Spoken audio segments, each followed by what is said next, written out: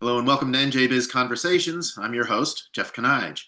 My guest today stands at the center of what is going to be the center of the sports world. He is Jim Kirkos, the CEO of the Meadowlands Chamber. Jim, welcome. Hey, good morning, love. Good to be with you. Thanks for joining me. I appreciate it. What I'm referring to, of course, is the World Cup tournament coming to New Jersey and this region. Less than 100 days now. It's coming right to your backyard.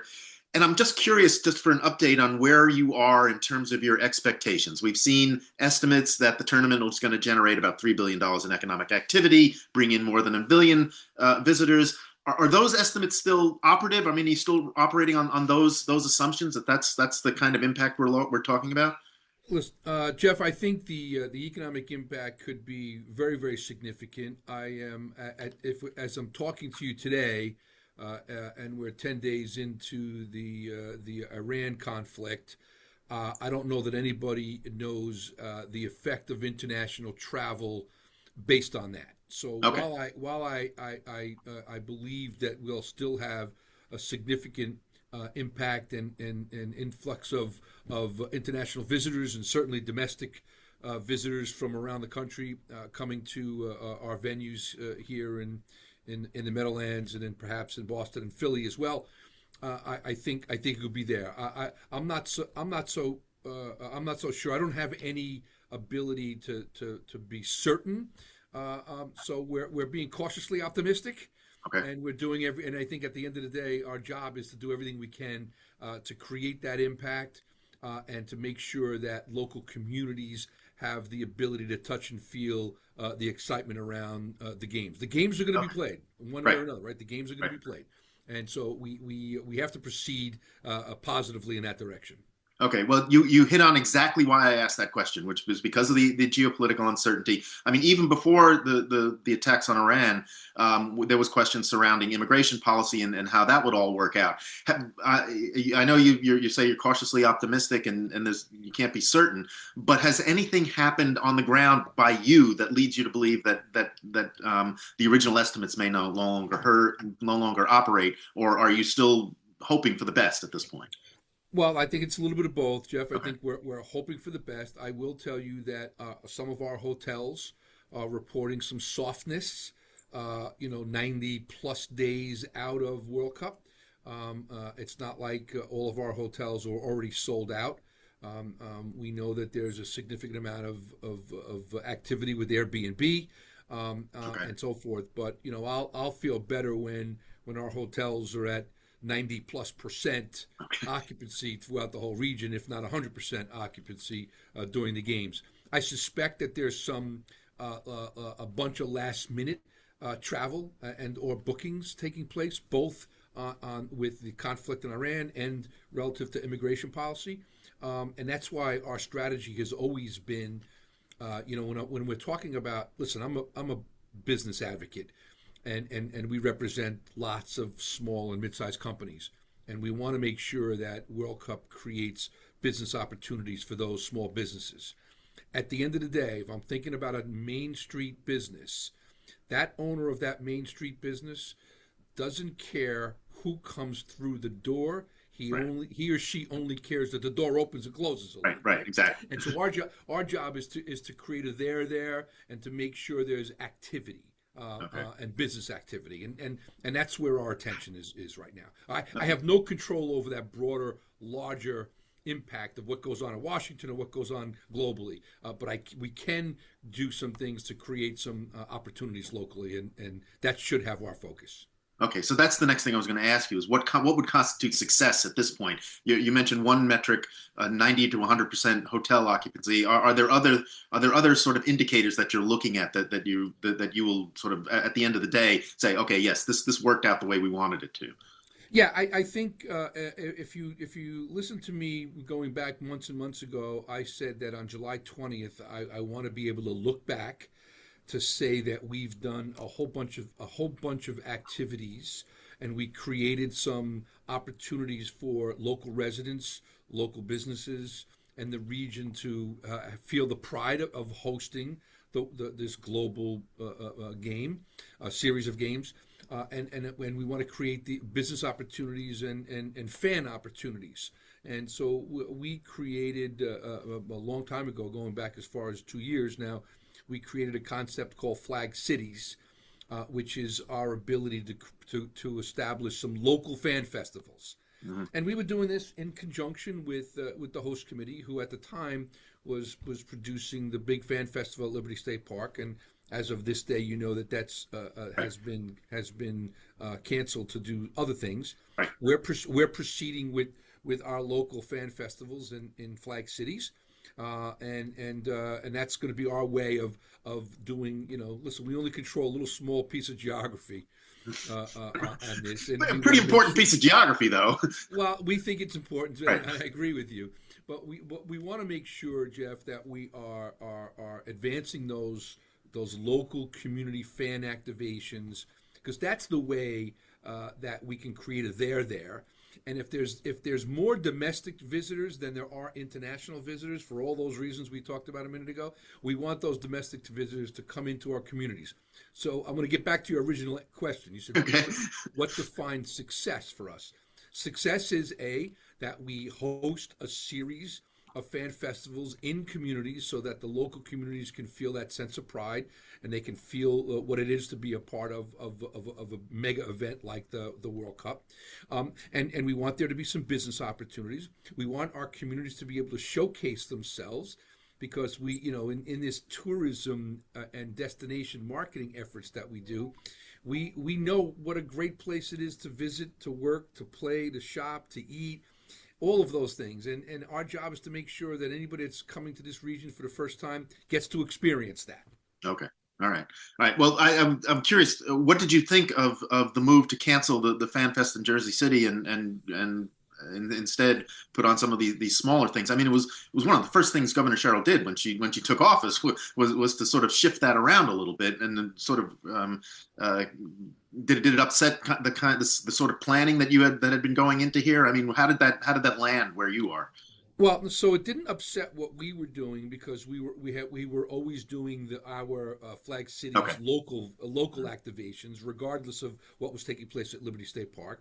I suspect that they made those decisions for all the right reasons, relative to the complexity of moving people to that particular site, and perhaps the cost of producing that mega event for 40 days at that particular site. I don't know the inner workings and what that actually, what the cost was, and what the logistics issues were. And I suspect that the host committee will participate in some way, shape, or form in some kind of fan activity, which is still to be determined. But right. we welcome the opportunity to use Flag Cities as a part of that, and perhaps we'll do that. We've made some outreach to the host committee and to the state to say that Flag Cities is going to move on, and if this becomes an opportunity for us to collaborate and create these local festivals that are good for New Jersey, then we want to play our part, because that's always been our intention from the beginning. Okay. All right. Now, we had a piece not long ago, just a few days ago, about the World of Blue Hotel doing $100 million in renovations to get ready for the World Cup. And I was wondering, how much of that sort of thing are you seeing? Because that's got to be a pretty decent amount of economic activity, too, if you have that one hotel spending that much money to get themselves ready. Are you seeing that sort of thing go on at this point? Well, that's a significant one. Harvey Rosenblatt and the P3 company at World of Blue, and that's a property that's been like a flagpole in the Meadowlands, right across the street from the stadium for 30 years, 40 years. Right. And so that's an important property for us. So we're delighted that somebody like P3 and Harvey's company is going to come in and invest a significant amount of money in turning it into a Class A property, because it's really important for us, especially now with American Dream so active and they've come into their own. Right. It just creates the Meadowlands and establishes the Meadowlands as an even more important destination. Before we were a side destination to New York City, and now we are quickly becoming a primary destination. And businesses and properties like World of Blue are going to help transform the perception and image of who we are and what we have to offer here in the Meadowlands. Okay. Now, given where we are, as I mentioned, I mean, you can probably measure it in weeks rather than months at this point before the tournament starts. Can businesses still get involved, or is that train left the station? I mean, anybody watching now, they must know what's going on. But if they haven't done anything at this point, what's your best advice to them? Listen, I think there's some lessons here. You know, the leveraging the World Cup. I think it's a matter of expectations, right? Not and I said this back in Super Bowl too, Jeff. You know, like when Super Bowl was announced, it was coming to town. Everybody thought that money was just going to flock, the doors were going to open, and everybody was going to make a boatload of money in a short period of time. That's just not what happens, right? And I tell all of our members when we hold information sessions, and we've held many, and we will continue to hold them, to let businesses know that this is a time to become better at social media, to become better at marketing, to become better at artificial intelligence, to help advance your business. Use the World Cup coming to town to become smarter about how to promote your goods and services. And then if we do that because World Cup is in town, we'll be all better businesses after World Cup is over. And so, is there opportunities for businesses? That's part of my job. My job is to help promote the greater Meadowlands region so that there are opportunities. And when those opportunities come to us, we filter them out to our members. So we had one the other day, a company called and said they were looking to host a party at a restaurant. They wanted to buy out a restaurant for a period of time. Okay, great. We gave them a whole bunch of options, and we let them explore those options and deal with that. And so we become a conduit of that information and those requests.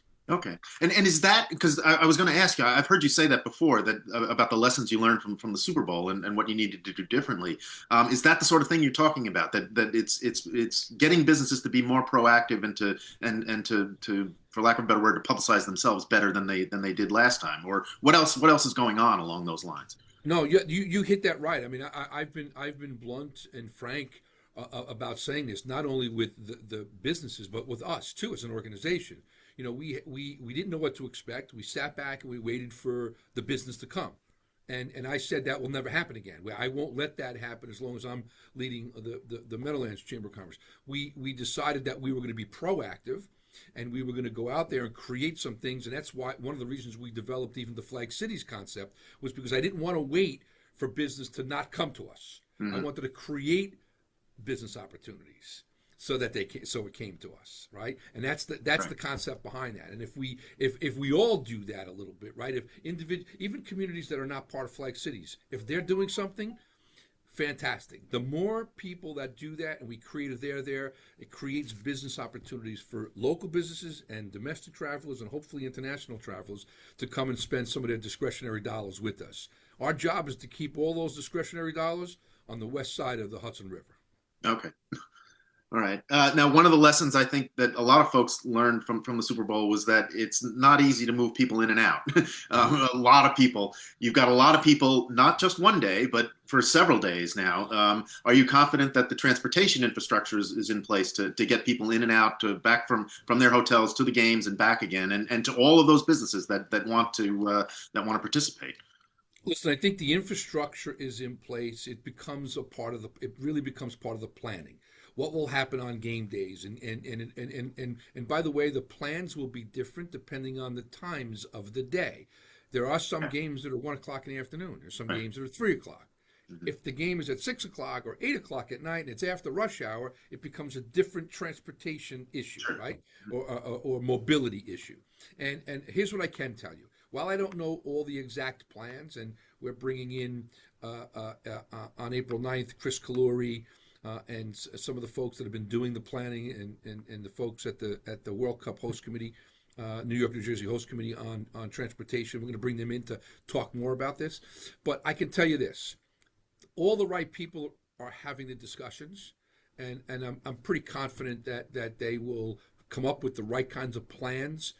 And communicate those plans in time for us to be able to move it. Listen, you can only put so many people in the stadium, right? It holds 80. Let's call it 80,000 people, and so it's 8 times we have to do that. Right.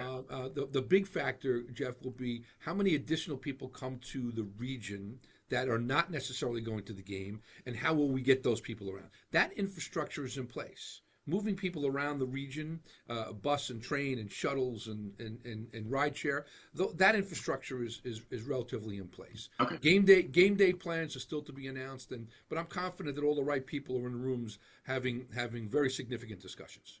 Okay. Now, looking beyond the World Cup, I'm curious as to how you think the after effects will play out for the region. Do you expect that the kind of economic gains that you're seeing now will be lasting? That, I mean, we mentioned some of the World of Blue hotel and renovations. How much do you expect this to go on beyond when the games are over? Listen, I'm the one that started talking about the economic impact for the region started when FIFA announced that we were going to be a venue, Hmm. and especially that we were going to host the final, and so the economic impact started then and will last long after July 19th, and that's because we have the opportunity to showcase that so many people of those travelers that will come to this region are coming here for the first time. And those are the people that will be able to showcase Okay. the cool things that they're here. I mean, just Hmm. think about it. At Super Bowl, American Dream wasn't open, Right. and now American Dream is open, and American Dream is this unbelievable retail and entertainment facility now. And so fans coming to the game are going to have lots of new experiences at lots of places like World of Blue and others around the region. And so we're a better destination than we were back at Super Bowl, and all of those things will help drive people back here after for a second or third time.